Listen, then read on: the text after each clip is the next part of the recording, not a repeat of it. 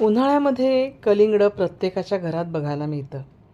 प्रत्येकजण आवडीने ते खातो आणि खाताना नुसतं कलिंगड खात नाही, तर त्याच्यावर त्या फोडींवर थोडंसं मीठही टाकतो. चिमूटभर मिठामुळे त्या कलिंगडाचा नैसर्गिक गोडवा अधिक वाढतो.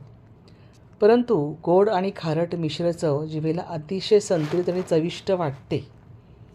उन्हाळ्यात घामामुळे झालेली जी इलेक्ट्रोलाइट्सची पातळी असते ती भरून काढण्याससुद्धा ह्याच्यामुळे मदत होते.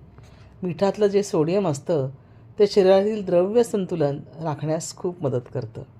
काळं मीठ हे पचनक्रिया सुधारण्यास उपयुक्त ठरतं. त्यामुळे तुम्ही जर मीठ टाकत असाल तर पांढरं मीठ न वापरता सैंधव मीठ वापरा. त्याचप्रमाणे पाचक रसांना उत्तेजना मिळाल्यामुळे अपचनाचा त्रास आपल्याला कमी होतो आणि म्हणून सैंधव मीठ घालून खाणं अजिबात चुकीचं नाही आहे. कलिंगडातलं जे लायकोपिनसारख्या अँटीऑक्सिडंट्सचे शोषण असते ते सुधारण्यास खूप मदत होते. योग्य प्रमाणात जर मीठ वापरलं तर थकवा आणि अशक्तपणा कमी होण्याससुद्धा मदत होते. त्यामुळे कलिंगड खाताना कलिंगडावरती तुम्ही चिमूटभर मीठ, पण सैंधव मीठ त्याच्यावरती पसरून नक्की खाऊ शकता.